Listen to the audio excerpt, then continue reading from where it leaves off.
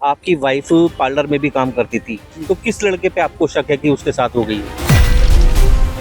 किसकी रात को रुकी है दिल्ली में, पता नहीं किसके घर रुकी है।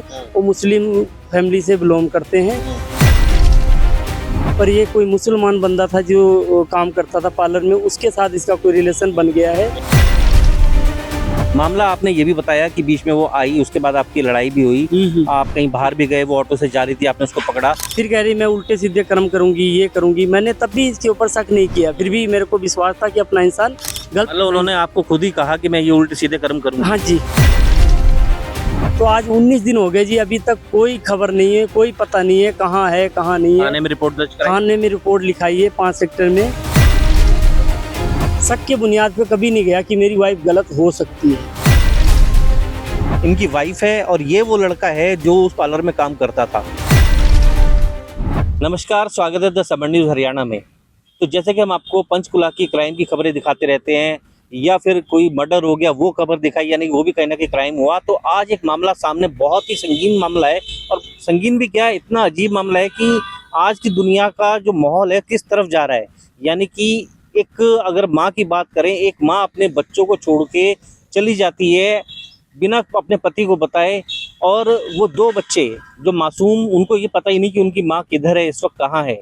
ऐसे ही एक मामला है, सामने आया है, जीरकपुर का मामला है। बात करते हैं, हमारे साथ मौजूद हैं। क्या नाम हुआ आपका? रामशंकर जी।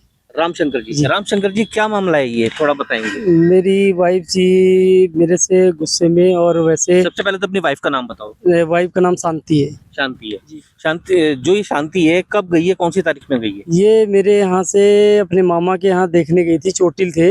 19 तारीख को गई थी ये। 19 जून को? हाँ, 19 जून को। ये 9 बजे मैं बिठा के आऊँ ट्रेन में सतभावना में, और ये सुबह वहाँ पहुँच गई थी 20 तारीख को 10 बजे के आसपास अपने घर, मामा के घर। वहाँ पहुँचने के बाद 20 को रुकी है, 20 की रात रुकी है, और 21 की रात उन्होंने मतलब ये किया कि वहाँ से आई सुबह, वो छोड़ने नहीं आए यहाँ तक स्टेशन। पहले बोल रहे थे कि मैं घर तक छोड़ जाऊंगा आपको, जहाँ जीरकपुर तक, तो वो छोड़ने नहीं आए हैं। तो वो इसलिए वहाँ ये अपने आप ही वहाँ से हरदोई से बोली कि मैं बस से जाऊंगी, पर बस से नहीं आई है, ट्रेन से आई है। और ट्रेन से इसका कोई रिलेशन दिल्ली में नहीं है। तो ये दिल्ली के लिए ट्रेन हरदोई से कराई है इसने 9:30 बजे की, और ये दिल्ली में 2 दिन रुकी है इसकी किसी मुस्लिम। आपको कैसे पता चला है जो आप बता रहे हो? ये तो मैंने 28 तारीख को जब इसका मोबाइल चेक किया है तब मुझे पता चला है। अच्छा, मोबाइल भी वो साथ नहीं लेके? साथ लेके नहीं गई मोबाइल। अच्छा। तो ये 21 की रात को रुकी है दिल्ली में, पता नहीं किसके घर रुकी है। वो मुस्लिम फैमिली से बिलोंग करते हैं, और वो मुसलमान हैं। उन्होंने जो मेरी वाइफ को गुमराह किया है, झांसे में फंसाया है, और बहुत सारे ऐसे नंबर हैं जिन पे बात करती थी, बात उन्होंने करी है, इसको इस तरह फंसाया है। ये पार्लर में काम करती थी बल्टाना में, और इसने मेरे को अभी तक ना पार्लर कभी दिखाया है, और ना ही पार्लर बताया है, ना मुझे कभी उसका नंबर दिया है।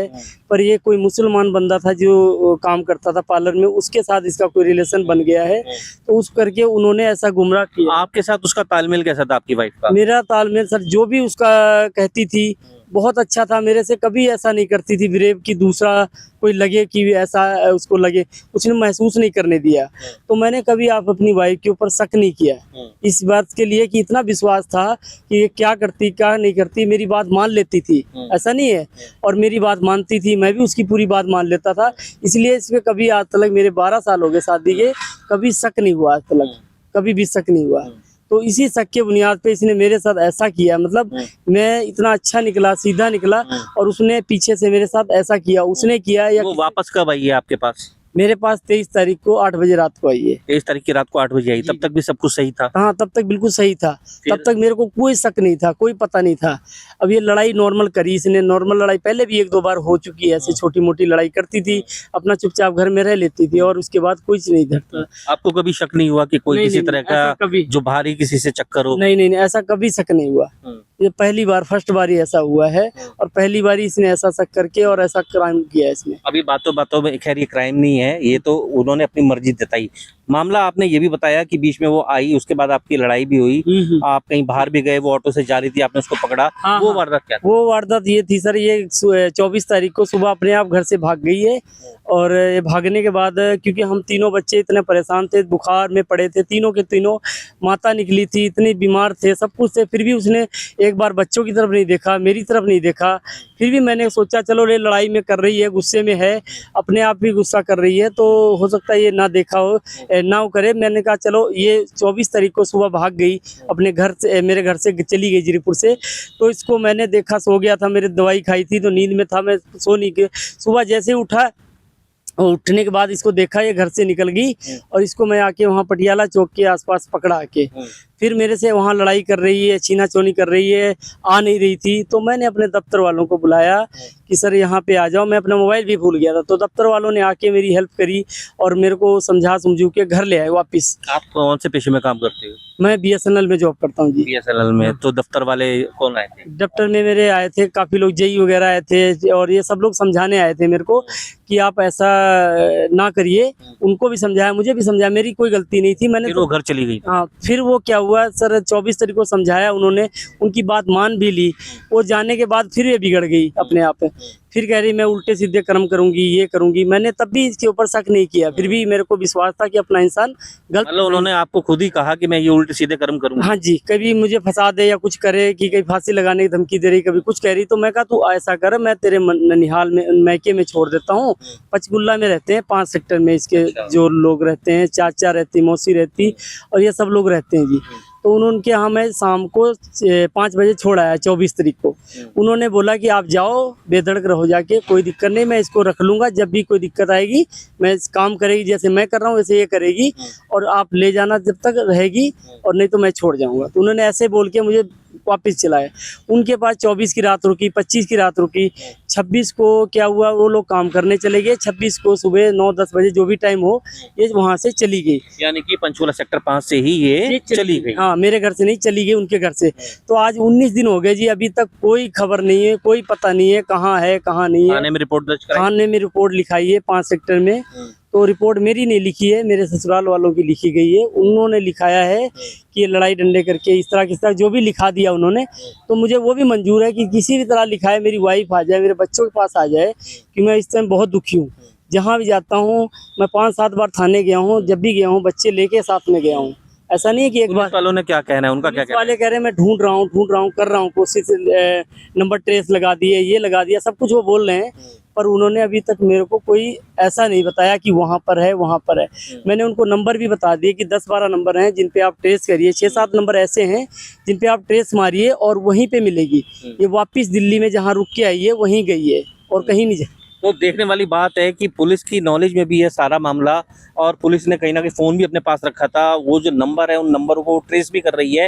ये जो मासूम आप देख रहे हो, सब मेरे दाएं हाथ पे दोनों मासूम हैं, और इनको कहीं ना कहीं अपनी माँ का इंतजार है कि माँ इनकी कहाँ गई, जिसमें कि एक पिता ने उनको संभालते हुए यही कि नहीं उनकी माँ अभी कहीं गई हुई है, बाहर गई हुई है, वो फिर आ जाएगी, इस उम्मीद में कि ये बच्चों की माँ जरूर आएगी। और इस शख्स का कहना भी यही है कि चलो मेरी भी गलती है, अगर मेरी कोई गलती है मैं लड़ाई झगड़ा भी नहीं करूँगा अगर इसकी माँ कहीं है। और मेरी भी यही अपील है, अगर वो ये माँ इसकी वीडियो देखती है तो हमारी भी उनसे यही गुजारिश है कि आप कहीं भी हो पहले अपने बच्चों को तो ख्याल करो, क्योंकि ये दुनिया बहुत अजीबोगरीब है।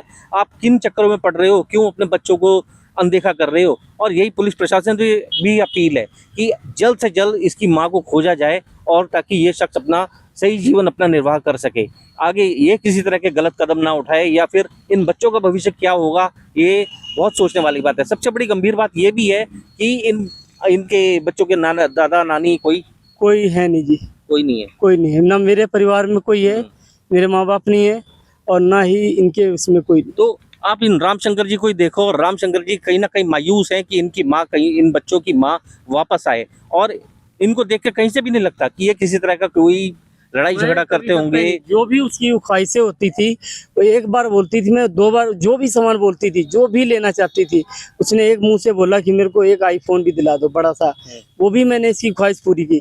जो भी सामान मंगाती थी मैं तुरंत इसको ला के देता था। कभी ऐसा लड़ाई भेद का, वो भी अपने आप से लड़ती थी, तो मैं कभी ऐसा कुछ नहीं करता। मैं चुपचाप, मैं 2-3 काम करके गुजारा इस तरह करता हूँ कि बच्चों का परिवार चले, और वाइफ का जो भी खर्चा है वो मैं खुद लूँगा। पर वो मेरी बात ऐसे नहीं मानती थी, मतलब कभी मेरी बात को वो नहीं करती। मैं कभी उससे फिर भी शक नहीं करा, शक के बुनियाद पे कभी नहीं गया कि मेरी वाइफ गलत हो सकती है। रामशंकर जी, जैसा कि आपने कहा कि आपकी वाइफ पार्लर में भी काम करती थी, तो किस लड़के पे आपको शक है कि उसके साथ हो गई होगी? क्योंकि उसी से रिलेशन इसके बनते थे, बताए जा रहे हैं, मैंने सुनने में आया है एक दो जगह। जैसे पार्लर, एक दूसरी पार्लर वाली है, वो बता रही थी कि एक लड़का उसमें काम करता है, उसी के साथ इसका चक्कर है। अच्छा, नाम क्या है उस लड़के का, कुछ पता मुझे नहीं पता जी क्या नाम है? उसका कोई फोटो वीडियो फोटो है एक। दिखाना जरा। तो आप देख सकते हैं कि ये इनकी वाइफ है और ये वो लड़का है जो उस पार्लर में काम करता था। और अब वो पार्लर कहाँ पर है? मुझे जी पता नहीं है। इस लड़के से बात हुई आपकी नहीं दोबारा नहीं, कभी? कभी नहीं हुई। पर नंबर हैं दो, ऐसे कई सारे नंबर हैं जिन पे मतलब बात होती थी। तो आपको ये मतलब प्यार का मामला लगता है? जो भी कुछ कह सकते हैं, हम कह नहीं सकते जी प्यार का मामला है। कैसे कह सकते हैं कि ये लड़का की धर्म क्या है? क्योंकि धर्म परिवर्तन भी हो सकता है जी इसमें। मतलब ये पेशे कौन सा धर्म है इनका? जो ये लोग हैं ये मुसलमान हैं जी। अच्छा, जी यानी कि इसको क्या नाम देंगे? मुस्लिम लोग से करते हैं वो लोग, और मेरी वाइफ है हिंदू धर्म से जी। तो ऐसे किसी को फंसा के गुमराह करके वो कुछ नहीं करा जा सकता है जी। आप उसके दोनों फैमिली से मिलके फिर उससे कोई डिसीजन लेना है, या उसका लड़की का कोई डिसीजन आता है, तब आप कह सकते हो कि चलो उसको जो भी करना है आप कर सकते हो। अच्छा, आपका कहना ये भी है पंचकुला पुलिस ने आपकी वाइफ का फोन एक दो दिन अपने पास रखा है? जी जी, 2 दिन रखा था। तो उसमें उनको डाटा एक भी दिन मिला और एक होगा? रात रखा था। डाटा मिला होगा? बिल्कुल जी, इसमें मोबाइल में ही सारे एविडेंस मिले हैं उसके, जो भी मिले हैं। पर उन्होंने देखे भी थे और बात भी करी है, कॉल भी करी उन्होंने, पर उन्होंने सब पे करी है। तो चलो अच्छी बात, जैसे अपने हिसाब से वो करते करने दीजिए, मुझे कोई वो नहीं है। पर अभी तक उनका कोई सुराग नहीं मिला जी। खैर, आखिरी बात है, आप अगर आपकी वाइफ ये वीडियो देख रही है या कोई भी देख रहा है उससे रिलेटेड कोई भी वीडियो देख रहा है, आप क्या अपील करना चाहेंगे? मैं तो अपील यही कहना चाह रहा हूँ हाथ जोड़ के कि मेरी वाइफ जहाँ भी हो, एक बार मेरे बच्चों के पास आए और जहाँ भी हो उसको ढूंढ निकालिए जी। क्योंकि मैं बहुत परेशान हूँ, मेरे बच्चे भी बहुत परेशान हैं कि जहाँ भी जाता हूँ बच्चे लेके जाना पड़ता है। जो भी काम करता हूँ मेरा काम भी छूट रहा है, तो मैं किस तरह काम करूँ। आज 19-20 दिन हो गए, कहीं भी कोई काम करेगा इंसान तो काम पे कोई रखेगा, और इनका पालन पोषण कैसे कर पाऊंगा। तो आपको स्क्रीन पे आपकी इनकी वाइफ का फोटो भी दिखाएंगे, वो ये वीडियो चलती भी दिखाएंगे, और इनके जो इनका नंबर है, जो अगर किसी जनता को ये वीडियो देख रहा है, कोई भी व्यक्ति देख रहा है अगर ये वीडियो, और किसी ने भी देखा हो इस शांति को, तो इनसे संपर्क करें। क्या नंबर होगा आपका? मेरा नंबर 9478997832। इस नंबर पर संपर्क करें और इस शख्स को बताएं, इसकी मदद करें, क्योंकि कहीं ना कहीं ये लव का मामला लगता है, एक धर्म परिवर्तन का मामला लगता है। तो देखने वाली बात है। पंचकुला पुलिस प्रशासन से भी अपील है कि जहां पर ये एफआईआर कराई गई है वो भी इसकी छानबीन जल्द से जल्द करें। थाने में जाके एक बार जानकारी लेंगे कि क्या कुछ माजरा है, क्या कुछ कार्रवाई है आगे की। बने रहिए ऐसी खबरों के लिए द समर न्यूज़ हरियाणा के साथ।